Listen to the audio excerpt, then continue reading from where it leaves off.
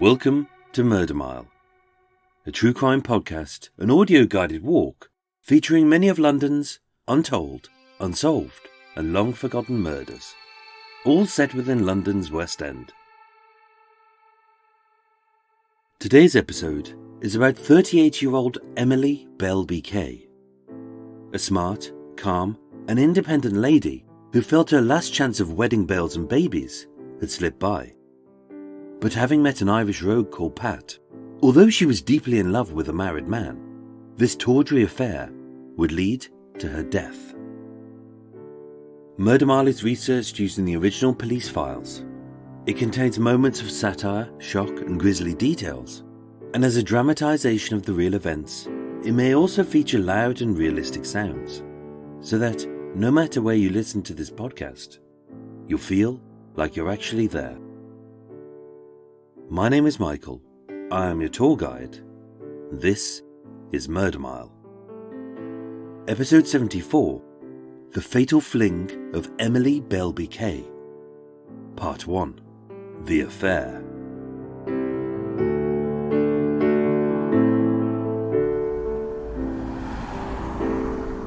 Today, I'm standing on Guilford Street in Bloomsbury, WC1.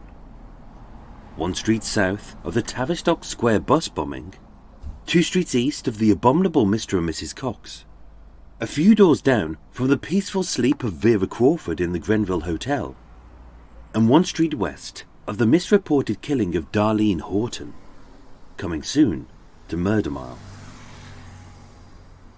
Guilford Street is an ugly little side street just off Russell Square, which being crammed full of unsightly student halls, aging hospitals, and long lines of previously ramshackle but now smartly renovated 5-storey Victorian townhouses, many of which have been converted into hotels, B&Bs and hostels. With no bars, cafes or museums, this street is an insult to your eyeballs, your backside and your cake hole.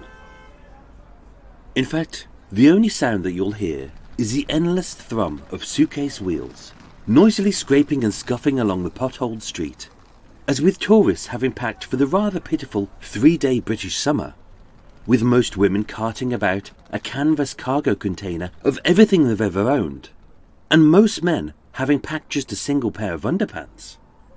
What they've forgotten are the essentials. Not shorts, sunglasses and sandals, but rainmax, rat poison, and if they've arrived any time after Brexit, tin foods, candles and bottled water. I have a thing where I make models of buses. 68 Guilford Street is currently a series of stylish apartments in a slim 5-storey terraced house, with a standard white stucco on the ground floor, brown brick above, wrought iron railings and a single black entrance door.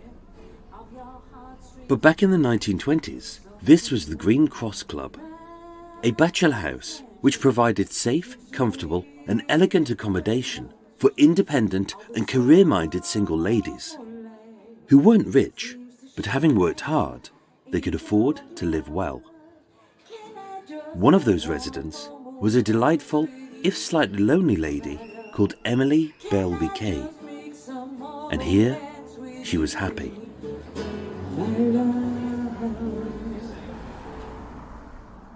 And yet, having got engaged, packed her bags, and was ready to elope with the man of her dreams, on Monday the 7th of April 1924, Emily walked out of the Green Cross Club and never returned.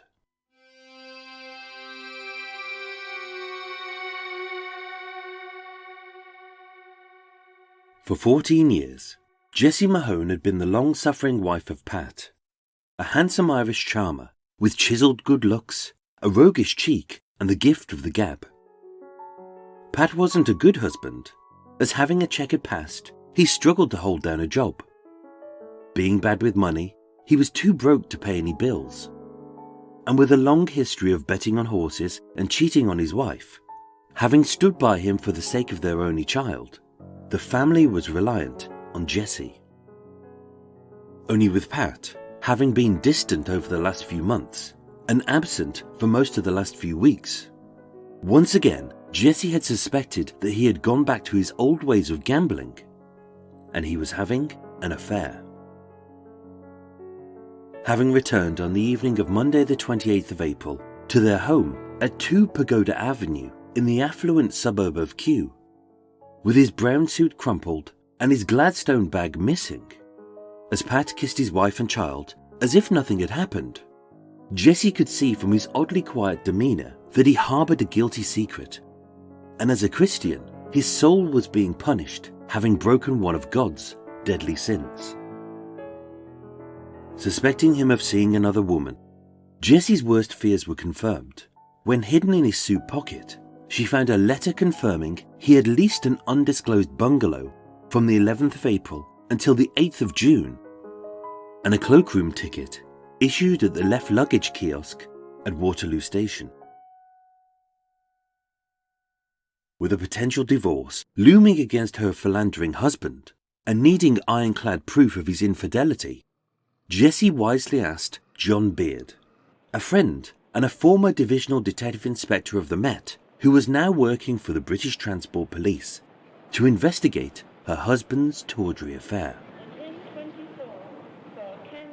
At the left luggage kiosk at the south side of Waterloo Station, accompanied by 2 railway officials, John Beard handed the attendant ticket number J2415. From a sea of coats, hats and cases, he was given a brown Gladstone bag, owned by Pat. Made of hardened ox leather, missing a key, and with the clasp lock firmly shut, the case could not be opened. But by carefully prying a side flap apart, John peeped inside and saw further proof of Pat's adultery. A pair of women's bloomers. But who was this woman that Pat was having an affair with? As many names as Jessie would have hurled at her husband's lover, in truth, she wasn't a gold digger, a harlot, or a homewrecker. She was just a lonely spinster, struggling to retain her last chance at love.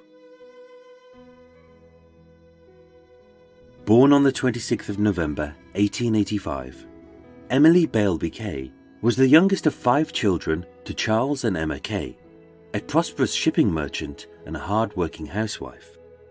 With 2 older brothers, Elijah and Charles, 2 older sisters, Gertrude and Elizabeth, the family was educated, decent and moral. Even though she was taller than most girls, with broad shoulders, an athletic frame and a distinctive look of bobbed brown hair, grey-blue eyes and a parrot-like nose, being calm, quiet and bookish, Emily was undeniably clever, but painfully shy. As one of the nicest girls you could ever hope to meet, Emily was always smartly dressed, sweet-natured and polite. She never had a bad bone in her body, a curse word on her lips, or a hurtful thought in her head. And being so prepared and placid, her unflappable attitude would guide her through the endless tragedies which would befall her life. Age 17, her parents died in an accident. And with both of her brothers, Edward and Charles, and her eldest sister Gertrude dying a few years later, living with one remaining sister, Elizabeth, Emily supported herself for more than 20 years, having wisely invested her £600 inheritance in shares, spent frugally, and earned a decent living as a professional secretary. But by 1922, with her sister Elizabeth, now a married mum, living in Manchester, 36-year-old Emily moved to London. Eager to live somewhere safe for a single lady, near to her work and not too far from her bowls club, being financially astute, Emily moved into the Green Cross Club at 68 Guilford Street. And in a small but stylish flat which she shared with her close pal Edith Mary Warren, who she nicknamed Fizz, with Emily affectionately nicknamed Peter, the 2 ladies were inseparable. With tragedy behind her, by being both calm and clever, Emily blossomed into a self-sufficient woman, with a good job, a nice life, solid savings, and no worries. But with her 40th birthday slowly looming, most of her pals married off, and being cruelly seen by society as a spinster, she felt that her last chance of love had slipped away.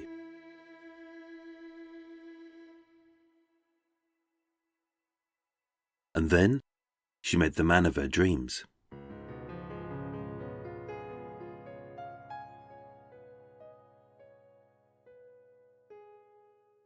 In May 1923, whilst working as a secretary at an accountant's called Robertson Hill & Co. in Moorgate, Consols Automatic Aerators Limited, a factory which made soda fountains, went into liquidation. With Robertson Hill & Co. appointed as the receiver, Emily regularly spoke on the phone with the company's sales manager, and a friendship of sorts was formed. But it wasn't until the July that they would meet. When Pat walked in, Emily was instantly smitten. As a striking 6-footer with deep chestnut eyes, soft wavy brown hair, and a cheeky roguish grin, who lifted the mood of any room like a ray of Irish sunshine, Pat had the looks, and Emily fell for his charm. Having been a single lady for a good long while, unused to doing the wooing and feeling her 40s charging forth, Emily was a little rusty at courtship. That aside, any passionate plans would be scuppered as Pat was still married. But having been reassured that his and his wife's relationship was as good as done, and an amicable divorce was close to imminent, happy that no one would be hurt, Emily pursued her man and her hopes for a lasting love. By September, after a delightful day by the river, their first intimacy took place. Emily was deeply in love, and as her heart pounded, so did the pace of their relationship as talk turned to marriage. So awaiting his divorce, the usually frugal Emily sold her shares in Dunlop and the Mayo Brewery and withdrew £400, almost £25,000 today, as Emily and Pat planned to begin a new exciting life together in South Africa via Paris. On the 27th of April 1924, as Emily recuperated from the flu at the Southwestern Hotel in Southampton, Pat popped into a high street jeweller's and purchased a 14-carat gold ring with a large sapphire surrounded by diamonds. That night, over champagne, with the stars twinkling bright, and having got down on bended knee, Pat proposed, and Emily's dream came true. On the 1st of April, a beaming Emily returned to London, as having set a date for the big day, her future looked rosy. In her room, she wrote letters to her close friends and one remaining sister, informing them of the great news. And with no need to live in such a solitary space for old maids and unloved spinsters, with love in the air, Emily packed. On the morning of Monday the 7th of April 1924, having hailed a taxi and carting a tennis racket, a hat box and a large brown trunk, all wisely etched with her initials of EBK, Emily exited the black front door and left the Green Cross Club forever.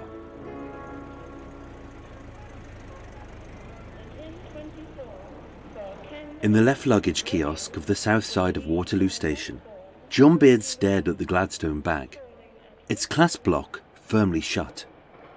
But having peeped inside and seen further proof of Pat's adultery, a pair of women's bloomers, the question wasn't just who was this woman, but where was she now? Although adultery wasn't a criminal offence, as an officer of the British Transport Police, John had the authority to open any bag he deemed suspicious, and using a small penknife, he easily picked the lock. Inside, the hard leather case was unusually messy, as having been packed fast and stashed here so its contents would be hidden from his long-suffering and rightfully dubious wife. Not only did the bag contain irrefutable evidence of her husband's infidelity, but also the dire consequences of conducting an adulterous affair. as finding a pair of ladies' bloomers, a torn silk nightdress, a white bath towel, all of which were blood-stained, and a sharp knife, often being performed in secluded and unsanitary conditions. A backstreet abortion was illegal, and for many women, it was fatal. So fearing a crime had been committed, John Beard contacted Superintendent Wellesley of Scotland Yard.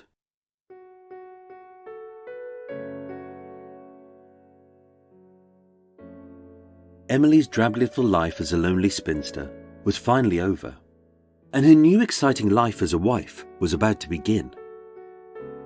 Having travelled by train from Waterloo to the coastal town of Eastbourne, as agreed, she booked herself into the Kenilworth Court Hotel to await her lover and to recover from the flu. Oddly, being so athletic, she was usually strong as an ox and fighting fit.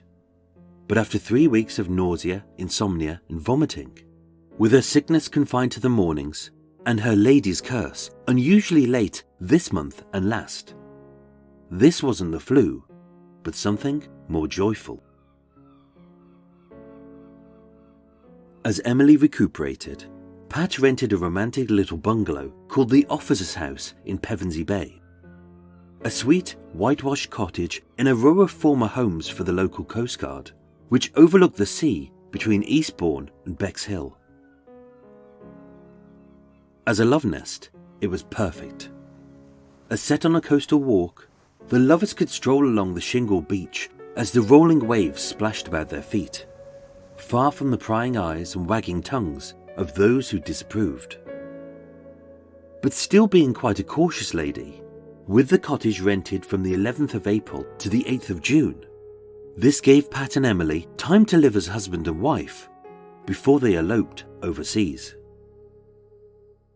So with the quaint little bungalow stocked full of everything the couple would ever need, a master bedroom, 3 guest bedrooms and 2 sitting rooms featuring a cosy coal fire, a box room to store her large trunk and other such luggage, a kitchen with every conceivable utensil, and a scullery chocked full of logs, kindling, and if needed, an axe.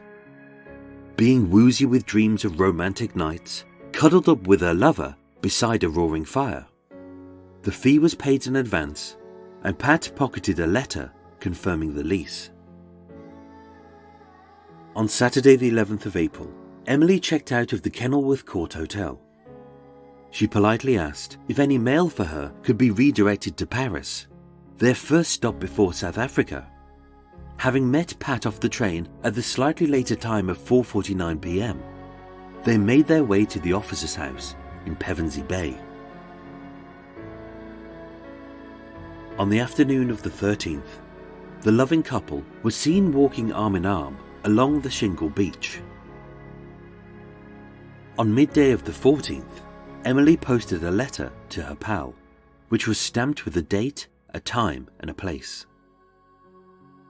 And on the morning of Tuesday the 15th of April, a butcher delivering meat to a cottage adjoining their own saw Emily heading out to the shops, and being a polite lady, she smiled and waved. That was the last time that she was seen alive.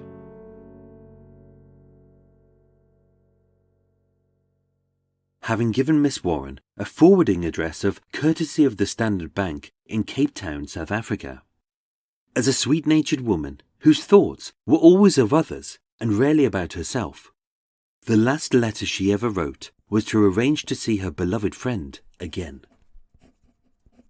Dear Fizz, very many thanks for sending on the parcel. Apparently you're up in town this weekend. I wonder if Fred is with you. Pat arrived, and we're having a very nice time. Quiet, but a nice change from town. He particularly wants to get us to Paris for Easter, and I would love you and Fred to come and have dinner with us before we set out on our final journey. I shall look forward to seeing you then. We are returning from here on Wednesday and going straight to Paris. Ah, gay old Paris.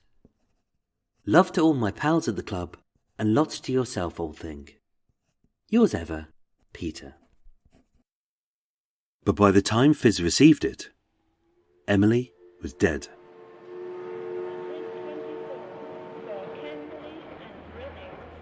At the left luggage kiosk in Waterloo Station, John Beard showed Superintendent Wellesley the ripped and bloodied rags stashed inside the Gladstone bag.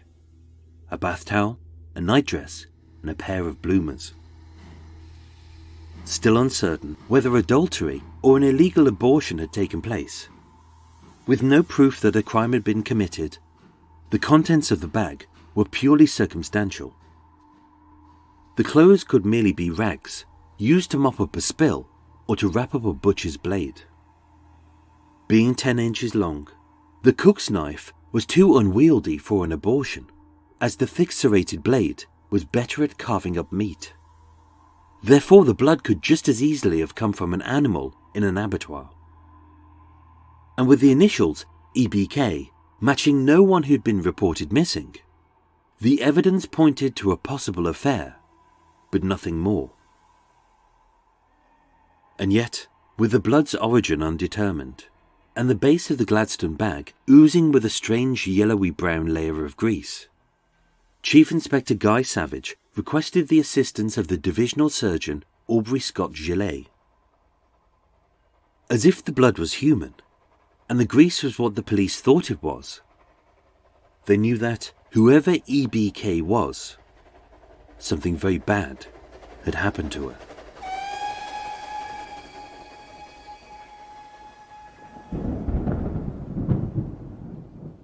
The night of Tuesday the 15th of April 1924 was nasty, as a violent storm ripped through the heart of Pevensey Bay, and a biting rain lashed down the whitewashed walls of the bungalow.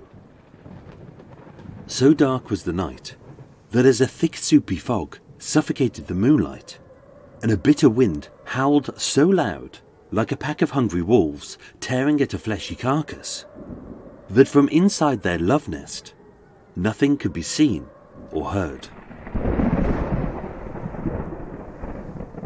Illuminated by candles, a coal fire and gas lights, although Pat had stocked the cast iron cauldron full of coal and spent a short while chopping logs into little lumps, all with a pointlessly small axe, the roast dinner was a disaster, thanks to the kitchen's old pots, cracked crockery and blunt knives. And as the storm raged, the weather outside matched the mood inside. As not only was Pat still married, not only was Pat still not divorced, but being just days away from leaving for Paris, Pat still didn't have a passport. At around 10:30 p.m, although we can never be certain, as Emily stood in the sitting room, dressed in slippers, bloomers and a silk nightdress, the question of Pat's commitment arose, as her last chance at love slowly began slipping away. In a later statement, Pat would say, "She fumed and raged. Suddenly, in a fit of anger, she picked up a coal axe and threw it at me. It glanced off my shoulder and hit the bedroom door, breaking the shaft." When investigated, the police would find a small hand axe, its handle split. "I felt appalled at the fury she had showed me, and realised suddenly how strong she was. She dashed at me and clutched at my face and neck." Talking to those who knew her, it was clear that as a tall, broad-shouldered woman and a keen tennis player, she was powerfully built and knew how to handle herself. "I did my best to fight back. We struggled, fell over an easy chair, and Miss Kaye's head came into violent contact with a round coal cauldron." And as expected, by the side of the sitting room fireplace, the police would find a cast iron cauldron with one of its legs bent. "She lay stunned or dead. The next few seconds I can't remember, except as a nightmare of horror, for I saw blood begin to issue from Miss Kaye's head. I did my utmost best to revive her. But by then, it was too late, as Emily Beilby Kaye was dead." Pat's statements continued. "The struggle reduced me to exhaustion, and as the terrible position I was in flooded my brain, I can't remember, but I think I gently placed the body of Miss Kaye into the trunk. In the box room, the police would find a large brown trunk, blood-stained and initialed with the letters EBK. I came up to London on the 17th of April and purchased a knife and a small saw. At the Staines Kitchen Equipment Company at 94 Victoria Street, a salesman sold Pat a 10-inch cook's knife and a butcher's meat saw. As in the cottage's kitchen, the largest knives were too blunt to be of any use. Petrified of this dreadful accident being uncovered, I severed the legs from the hips, cut off the head and the arms, which I burnt in the fire. I boiled some of the flesh in a pot. The smell was appalling, so I cut up the portions small, packed them in a brown Gladstone bag, and I tossed them out of the train between Waterloo and Richmond. all of which was corroborated by a stack of stained pots, a foul smell, and ash in the fire's pan. But sadly, no flesh was ever found by the sniffer dogs.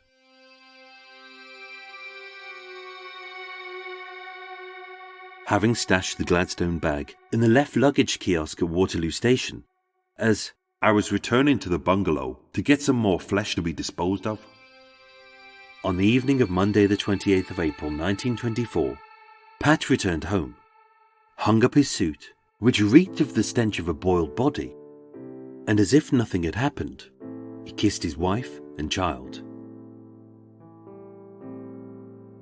The death of Emily Beilby Kaye was effectively an open and shut case. A tragic accident, backed up by facts and a statement by her lover. If found guilty of manslaughter, Pat would serve a few years in prison.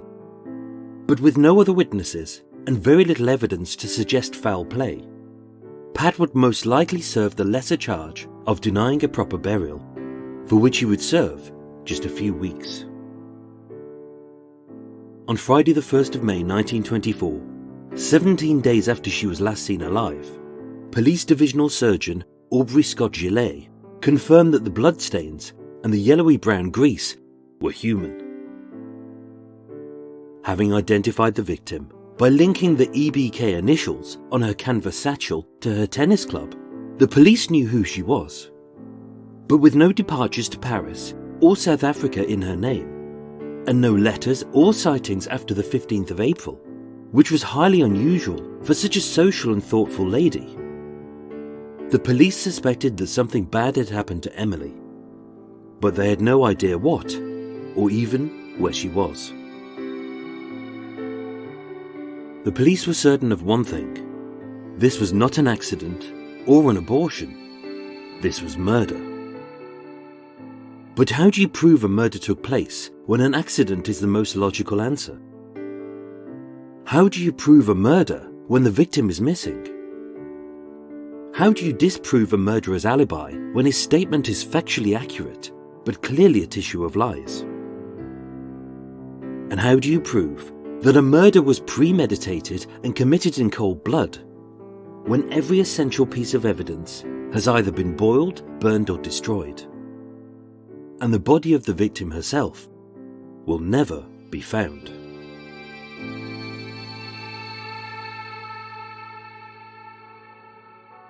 Ladies and gentlemen, thank you so much for listening to Murder Mile.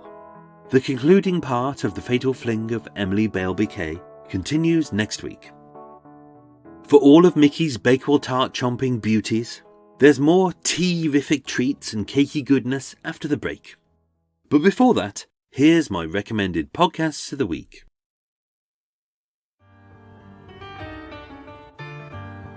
We are Crime Crazy, the weekly true crime podcast with Aaron Plein and Diana Seacon, where we prove that we know nothing about our legal system, or sharks' digestive systems, or how many priests are necessary for an exorcism, or the guillotine, or how much milk can fit in a shopping cart, or how to cook dicks, or what it means when your nose itches, or penguins, or why it's called Scotland Yard, or proper body disposal, or sentencing, or how to make it through an entire episode without saying God.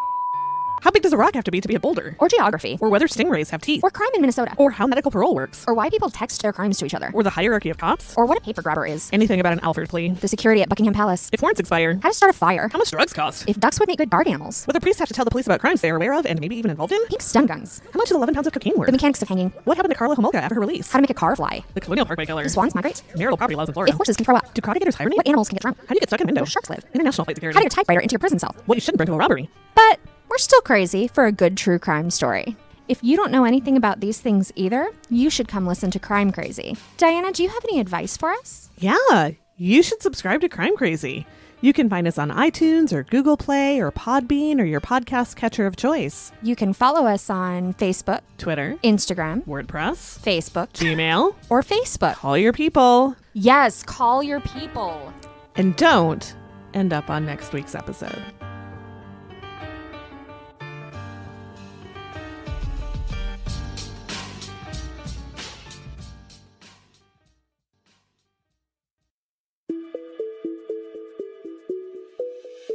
Hi, I'm Caprice, and I'm the host of the Unseen podcast.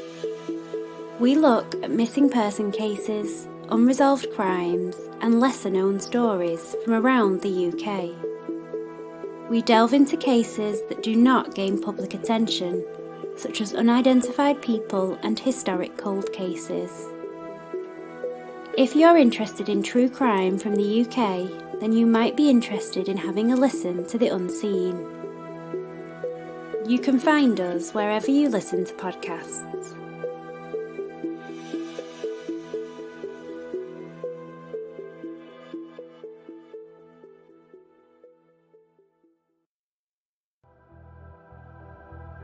A huge thank you goes out to my new Patreon supporters, who are Wendy Evans, Russell Tudge, and Cara Langford. I thank you. With an extra thank you to those patrons who have increased their pledge to get extra goodies like early and ad-free episodes of Murder Mile.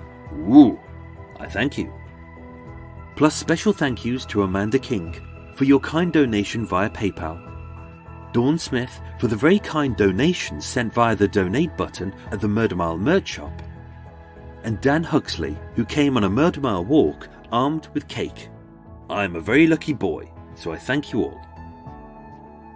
Murder Mile was researched, written and performed by myself, with the main musical themes written and performed by Eric Stein and John Books of Cult with No Name. Thank you for listening, and sleep well.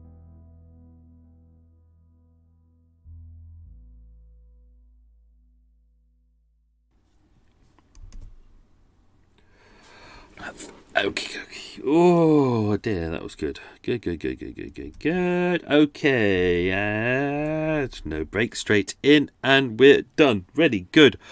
Hey everyone, welcome to Extra Mile. Hello, it's Michael. How are you? You all good? You all good? I can hear you saying hello back. Yep, say hello back. Even if you're walking by yourself, that's fine. You're by yourself. You can say hello, Michael. Say hello, Michael now. Hello, Michael. If you're on a bus, say hello, Michael. Don't worry if there's people around you, they won't mind. Just say hello, Michael. Hello, Michael. In fact, shout it out loud. Say hello, Michael. And then look around and wave at everyone while you're doing it. That won't look weird at all. So, welcome everyone. This is Extra Mile. Oh, stretch. Extra Mile. The unscripted, unedited, blah-de-blah-de-blah part of the show where I will tell you extra things that probably didn't go into the episode. Obviously, as mentioned before, this is kind of the I record this immediately after I've recorded the narration for the bit that you've just listened to. So you've just listened to the full edited stuff, which I won't finish for like another 2 days. So currently, I don't know what's going to go, what's staying in that bit, what isn't, because I write and then I edit as I write. And then I finish the script and I go, yep, okay, that's about right. Then we record it. And then it's only when I start editing it that I start thinking, do you know, actually, we've kind of already covered this bit. Sometimes there's bits and pieces in there where you think, I've kind of already explained that somewhere else. I've put it in a kind of some words there, or that paragraph covers that. So sometimes it gets cut out, or sometimes like you'll find that, like even in this story, the character of John Beard, I kind of ummed and ahed over whether to keep John Beard in, because he's not really that useful to the plot. Because a lot of this, some of it she could have done herself, but it kind of made sense. John had the kind of authority. He was kind of the reason why he could open up the bag, because he worked for the British Transport Police, and he was an ex-policeman, and he knew all the police. So I kind of kept him in. But I did at the start. I was like, I was umming and ahhing about whether, even though it's true for the story, is it right to, add in these extra. I always find that if you add extra names in, like at the start of the story originally, I put in there about the fact that they had Pat had a lease in his suit pocket from Mrs. Hutchinson, who owned the Pevensey Bay cottage, and I had that in there. But then I thought, do I add in Mrs. Hutchinson at this point? A, she's not really that relevant. B, the last thing I want is kind of you thinking, Hutchinson, oh, because we're already thinking affair by that point, and the last thing I want is another woman's name in there. So I took that out. So these are the kind of things that I have to think about when I'm kind of writing these episodes. Is I keep everything as accurate as possible, but same as television as well. Sometimes you got to edit stuff out for the sake of the narrative. Otherwise, if we told you absolutely everything that happened, you'd just be so bored. You'd be like, because think about, I'm going to make a cup of tea while I'm waffling. Think about your regular day. It's not your regular day, my regular day, everyone's regular day. I'm not criticising your regular day. I'm sure it's fine. But our regular days are pretty dull, aren't they? It's like, if you were to explain to someone what you do during the day, someone would go, really, that is absolutely dull. Making a cup of tea, having a wee, checking your emails, it's not really that exciting. Whereas if you recount a story to someone about something that's exciting that's happened to you, or something that, say, the police say, oh, what did you see on this day, and you go, oh, I was at the train station and I saw this and I saw that, and it's all interesting. But if you were to say to the police, and then I went into the before that I went into the buffet car, and there was a bacon and egg sandwich, and I was like, oh, I might have that, or I'm meant to be on a diet, should I stay on my diet and just have a Diet Coke, even though it's not really good for you? It's kind of, life is kind of boring, so you have to edit stuff out, and it's the same with these episodes as well. So tea's on, and I've got a chocolate croissant sitting there. It's a bit stale. I picked it up in Lidl yesterday, up the Lidl, and it's a little bit stale, but I don't mind. I'm going to have that. I'm going to wolf that. I've had my bacon sandwich. Yep, not being veggie today. I needed some meat. Meat is murder. I had some of that, and then I'm going to have my chocolate croissant. A bit stale, but I don't mind. And then off to Costa Coffee to start editing the narration for this. Wedding next weekend, so I'm trying to get this done, and because this became a two-parter. It was meant to be a one-parter, it became a two-parter. I'll explain why in a bit. I hope I do. I might forget. But yeah, so I'm trying to power through stuff at the moment, so I've got time to do the wedding next weekend and then not be in a bit of a lag. So this will be the two-parter, and then that'll be 74 and 75, and then 76 will be the final regular Murder Mile episode, and then we'll do 6 mini miles, and then we'll do the 6-parter, which will take us to the end of the year. Huzzah! Oh dear Lord! So, this was something weird. I knew about this case ages ago, and I thought, oh great, Waterloo Station's there, and then when I found where Emily lived, which is in WC1, which is fine, it's in the West End, so I thought, great, I can start covering that, because it doesn't need to be murder locations, it just needs to be locations that were important to the story itself. And I kind of knew about this story, not because of the case itself, but because there's a story that went with it, and the story is that I'm trying not to give too much away, because there's a lot that I tell in next week's episode. This week's episode, I'll be honest, this week's episode is it's about perspective. So what I've deliberately done is I've deliberately told you Emily's perspective of the story, and I've written it from her perspective and the way she thinks about it and what her hopes and her dreams. And so you kind of get to like her and you think, oh, that's really nice. And then I've kind of added in some of Pat's statement, but only his end of the statement. So next week, a lot of these elements will all be explained. There's a lot of things in here that I've deliberately in this episode slightly fudged over, or there's a lot of things in there that you'll think aren't important, but they are important, and the things that you think are important aren't important. And it's kind of, I've deliberately played a very careful game. This has been fun to write, but it's been a real nightmare to. Next week, hopefully it'll all come together. It's quite an interesting case, but I knew about this case from ages ago because there was a story that went with it.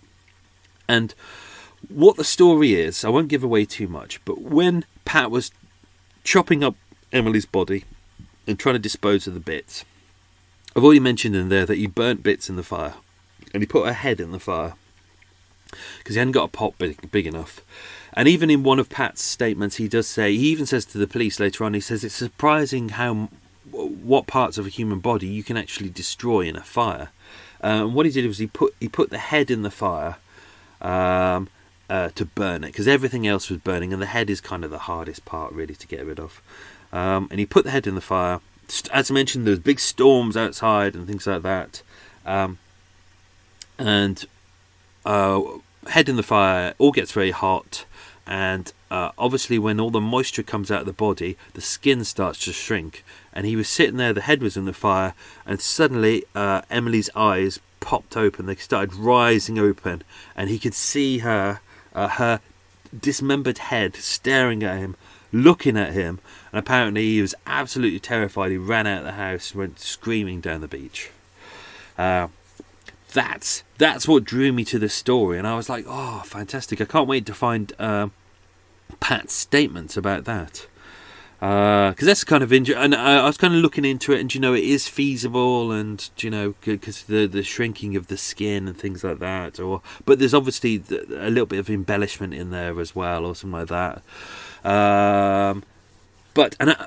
What I realised is it's not true. So I went through the case file, the original police file, the investigation file, and I went through it thoroughly, and I was like, well, there's nothing there. There's nothing about this at all. He mentions goes into a lot of details about the dismemberment, which, don't worry, we will do. We're doing a full part about the dismemberment next week. I deliberately fudged over it this week because what I wanted to do was to draw your attention to the things in the house, or the things in his statement that match the things in the house. Which allude to the fact that it could have been an accident. So I didn't want to go too far with the whole discussion of how he dismembered her, because it kind of throws you. The more you learn about him dismembering the bodies, the more I wanted. Don't give too much away. I wanted to try and make you think of him as kind of a man who accidentally girlfriend accidentally gets killed. He panics. He has to dismember the body. But he tries to cover it up. Rather than you going, oh, he's a murderer. Oh, shit, my computer just switched off. No, it didn't. Oh, hang on. No, you're still recording. I panicked then. So body's in the fire, and the eyes pop open, and he sees her looking at him, her dismembered head. He runs outside screaming. So I looked in the file, and it's not there at all. It's absolutely not there. I went through all the statements. I went through the file thoroughly and went searching for it. And then I realised it was he never actually said that this happened. It's not in any of the statements. It's actually a construct by the press. The press picked up the fact that he was burning one of the heads. She's only got one head. He was burning the head in the fire. And because it was stormy outside, that's all true. The weather was out. It was absolutely foul at the time they were there. It was not a nice time. And it was in one of the newspapers. The other newspapers started sharing the story that the eyes were in there and the eyes popped open. It was all they just embellished it. But the problem is it's stuck. So it's not in the file, but it has stuck with this story. And even worse, there's another story. Unfortunately, I can't remember which one it is. There's another story about another guy who murdered his mistress and popped her head in the fire, and it popped in that story as well. So I'm currently trying to work out which one it popped in first. Yeah. So that is slightly annoying. I was looking forward to reading his statement about the eyes popped open, but it wasn't there. So yeah, you can't. As I always say, you can't trust anything you read in the papers. Just to say, I'm already planning all the episodes for next year. That's all ready. So I've sat down. I've worked out which ones I'm going to pull out the National Archives. So I'm actually looking forward to that. That's the bit I really enjoy the most, is just sitting in the archives and just reading the files and trying to get a sense of what each file is about. So there's some interesting ones, there's some serial killer ones, there's some robberies, there's some terrorism, there's kidnappings. I've had a good old look around, and what I've tried to do is, as always, work out what goes where and try and make them all different. So yeah, there's some interesting ones next year. I'm looking forward to that. And there's some other ones which aren't archive files, but I've been researching them for like the last year. Every time I find new articles or things, I go, that's what I wanted. So yeah, working on that. If you're wondering where the multi-part series that I've mentioned about before is, I mentioned it previously. I said that we'll always have single episodes, and we'll have multi-parts. Then we'll have the special multi-part, of which many series are all linked together. If you're wondering where it is, you've already listened to most of it. I just haven't told you that you're listening to it, which is interesting. So maybe this will appear in next year. I don't know, but there might be a multi-part which will end the multi-part. And then when you listen to that, you'll go, oh, okay, yeah, I have already listened to that. And then it will kind of make you rethink all those multi-part series and the single-parters as well, that you'll have to go back and re-listen to those and try and work out what's going on. So that'll be interesting. So that's that. Right, where am I now? I can't tell you where I am at the moment. I'm heading south. You can tell it's... we're getting into winter because it's gone a bit colder. Some people have started putting on fires already. It's still 20 degrees. Why is it? I'm tight-fisted. I don't put on my fire till at least December. I would rather sit here with big socks on and a hat and freeze to death than really enjoy the heat. Really enjoy the fire when it's ready. But the fires, I've had it ready, sitting there for about 6 months now. But it's weird outside. I'm on a bit of a bend. It's a nice, quiet area. There's some nice fields around me. But in front of me is a sea of green. There's a weird algae on the water again, and it's covered the whole water. And it's nasty stuff. It kind of suffocates all the fish underneath. So. We're trying to dredge away as much of that as possible, but it's weird. You look outside and you think it looks like you're on like a football pitch. It's a really bright green, but it's not. It's really weird. Little note to myself here. I thought I'd point this out. If some of us podcasters seem a little bit grumpy over the next couple of months, I thought I'd flag you up about this. This is really boring, but it's important for us. Many of our podcast networks have started to standardize the podcasting metrics. See, I told you it was boring. What that means is there's never been a consistent way of working out how we can work out how many downloads we have. That all makes sense.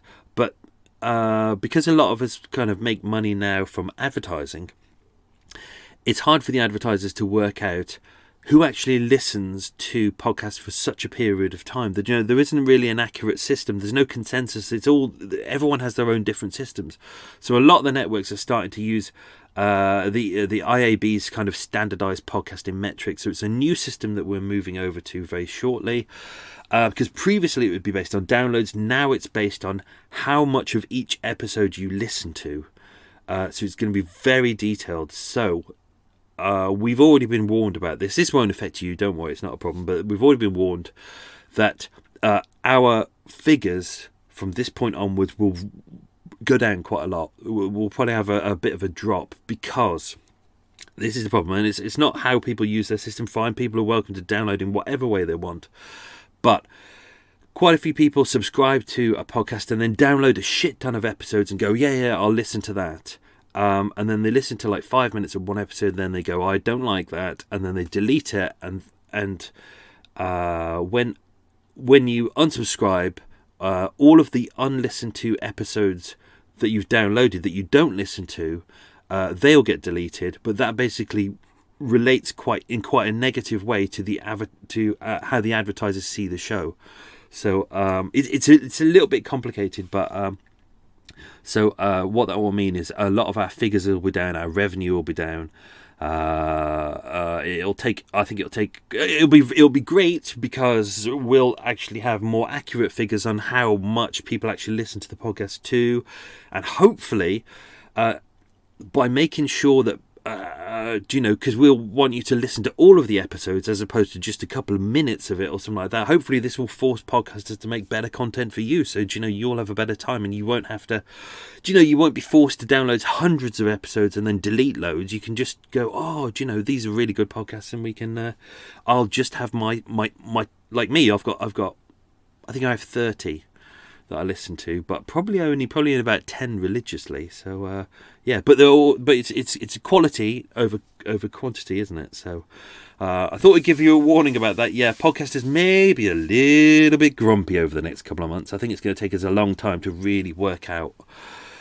We'll have to make changes in how we do things in order to make sure the content is better and to keep you interested, as opposed to waffling on like I'm doing right now. Okay, right. I'm going to be quite careful with this next bit because this is the extra bits in this show. I've deliberately written this episode quite carefully because I didn't want to give too much away. There's a lot that's explained in the next episode, so I really tread very carefully on here. So, right. Let's see what we can say. Obviously, we got the Gladstone bag. As I mentioned, that was made of hard ox. You can, if you want to have a look, it's on Wikipedia. You can type in Gladstone bag. There's a picture of a Gladstone bag. It looks like a doctor's bag, really. Inside, as mentioned, was a brown canvas tennis satchel with the initials EBK. Emily had her initials on pretty much everything. Inside the bag, police said there was one piece of silk, 4.5 yards by 1.5 yards. One piece of silk, 7 by 11.5 yards. One white bath towel, one 10-inch cook's knife, that's been a pig to pronounce this whole episode, one long blue silk scarf, one torn pair of twill bloomers, all of which were blood-stained, and at the bottom of the bag was a layer of grease/fat, which was the browny kind of yellow fat, which had come off her limbs. Obviously, after they'd been boiled, he tried to board them off. He put them in the bag. The fat is slippy. It drips all through the bag, so that would have been smelly. Inside the bag, he'd also covered a lot of it with a substance called Sanitas, which is kind of a household detergent. It's kind of a white. Do you remember old style Ajax? The white powder that you'd shake. It's kind of Sanitas is like that. So that was found all over the bag. That was to kind of get rid of the smell and to mop it up. Emily, as mentioned, her parents died. They were both in their 50s around the time. I've done research into this. This was 1902. From the details that I've got, they both died in an accident, but nothing more is said about that. Nothing is in the file at all. I've checked census records, I've checked news, nothing.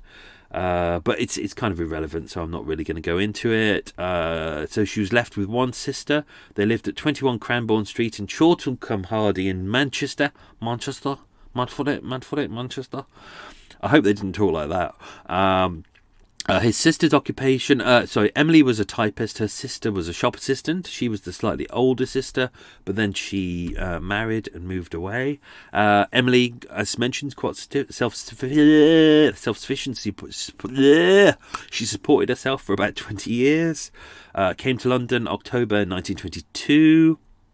Seems like a really nice lady, physically and mentally strong, quiet but decent, sweet-natured, rarely in the company of men. She was fond of outdoor sports, As mentioned, she was relatively tall. She was about 5'8", 5'9", which was relative. I mean, that was tall for men even in that era, so it was very tall for women. She was broad-shouldered, loved playing tennis, loved Crown Green bowls. She was a member of the Richmond Bowling Club, which is interesting. Richmond Bowling Club and Tennis Club. She was actually secretary of there as well.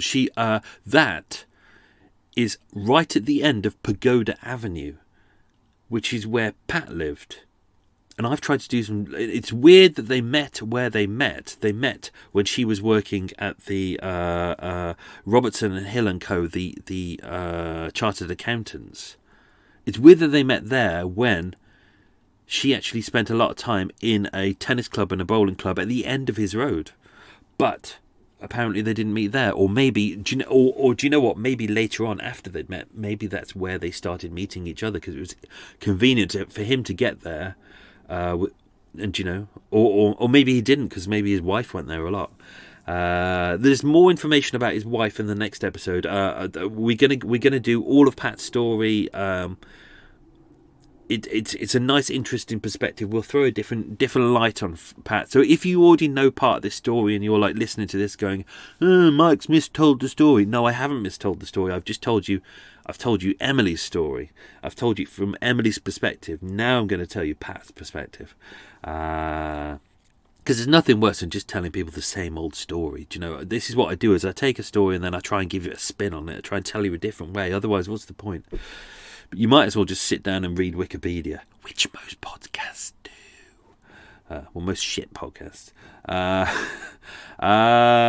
She was well dressed, she was presentable, stylish, she was a very nice girl. As mentioned, someone had said that she was possibly one of the nicest people you'd ever hope to meet. Broad shoulders, light brown hair in a bob, deep set grey bluey eyes, and she had a very small parrot-like nose. It kind of makes sense. I'll put some pictures online. I'll have to put them on the social media, on the old social media, because I can't put them on my website because I don't own the rights to them. She was very clever, she was well dressed, very calm and not easily riled. Important for next week. A true romantic, she wanted to be loved forever, but was regarded as a spinster around that time. I hate that word, spinster. It's weird that you got spinster and bachelor. Bachelor sounds great. It sounds like fun-loving and having a great time. And spinster sounds like, Weasley and Edward died 2 years, so 1922, so just 2 years before she died. So actually all that was left was Elizabeth in the end. Charles, her brother, died in Shanghai. I haven't been able to find much details about that. Gertrude died in 1917. What else we got?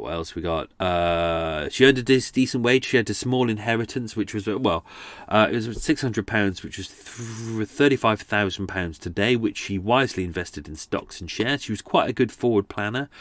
Lived well, but she didn't live extravagantly. She did like going out with friends. She wasn't kind of stuck in the house. She loved socialising, but she was, she wasn't the most confident person out there. What else we got? Obviously, she got her friend Fears. They were good mates. That seemed to go very well. Everyone said that she's a really nice person. She didn't have a bad temper. She didn't have bad things to say. We got some of Pat's statement here. Let's read some of Pat's statement. Hang on, how much time have we done? Okay, I'll just do a couple of minutes on this. Pat's statement. You can hear Coot outside. He's having a little shout. During the night, the 16th, we quarrelled. We quarrelled over certain things. I'm not going to do his voice, because that Irish accent wasn't great. I mean, let's be honest, it was a little bit of a kind of a Northern Irish-ish accent. Yeah. I'm not very good at accents, but I thought I'd give it a little something. We quarrelled over certain things, and in a violent temper, she threw an axe at me. It was a coal axe. It hit me a glancing blow. I then saw red. We fought and struggled. She was a very big, strong girl. She appeared to be quite mad with rage and anger. During our struggle, we overturned a chair, and her head fell on the iron coal scuttle, and it appeared not more or less to stun her. This happened about midnight. I attempted to revive her, but found that she was dead. I put her body in the spare room and covered her with a fur coat. I came up to London I came up to London on the morning of the 17th of April and returned to Langley, which is basically it was called the Langley Cottages, Langley Bungalows, but it was in the area of Pevensey Bay. That night, taking with me a knife which I had brought in a shop on Victoria Street. That was the Staines Kitchen shop that I mentioned about earlier on. I also brought in the shop a small saw that was a butcher's saw. It was basically a kitchen utensil shop. When I got back to Langley, I was so upset and worried that I could not carry out my intention to decapitate the body. I did so on Good Friday, so she was killed on the Tuesday, so it was about 3 days later. I severed the legs from the hips, the head, and left the arms on. I then put various parts in a trunk, which I locked up. I left the trunk, that was her brown trunk. I left the trunk in the bedroom and locked the door. I have been down several times since, wondering how I could dispose of the body. Tuesday the 22nd of April, so this is a week later, I opened the trunk and burnt the head in the grate. I next burnt the feet and the legs in the grate. On the Saturday morning, I cut up the trunk. That's he's referred to her trunk, her torso, not the trunk. That's kept throwing me off when I was reading this. I was going, why is he cutting up the trunk? And then it's like, oh, the trunk. It's her torso. I had to cut up the trunk. I also cut off the arms. I burned portions of them. The smell was appalling. I had to think of another method of disposing the portions. I boiled some portions in a large pot in the bungalow. I cut up the portions small, packed them in a brown bag, and threw them out of the train between Waterloo and Richmond. There's another bit here, but do you know what? I'm going to save that bit for next week because that bit's quite interesting. Oh, that's it. That's all I had. Well. That was fascinating. So, where's my mouse gone? There it is. There we go. Right, that's that done. Good. Right, I'm going to finish my tea. I'm going to have my stale croissant. I don't mind. Stale, but it's still edible. I'm going to go to Costa Coffee. I'm going to edit the narration to this. Try and get it all done. I've got a walking tour tomorrow. That'll be good. Got some nice people on there. Ooh, who's on my tour tomorrow? We have. We have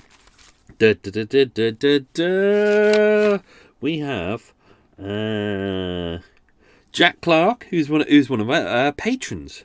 Thank you, Jack. And Dan Huxley as well, who's very kindly ordered a mug and a card, and has said he's very kindly going to bring me some cake as well. So I look forward to that. So it'll be a nice small tour tomorrow, but it'll be a nice one. And then I'll hopefully do some more editing. I'm going to go out and film some videos to go with this. I'll film you Emily's house, so the Green Cross Club, which weirdly is... I was standing next to it when I was filming the... so if you look at the video for Vera Crawford, the A Very Ordinary Murder, that is a couple of doors down from the Green Cross Club. I didn't know at the time. I knew it was in the area, but I didn't know that's what street it was on. And then I'll go to Waterloo Station, and even though the left luggage place is entirely... it doesn't exist anymore. It's an entirely... well, the shell is still there, but the inside is very different. I'll film inside Waterloo Station. I'll show you where it was. Good, that's that done. Hope you enjoyed that, and we shall talk soon. We won't talk soon because I do the talking and you listen.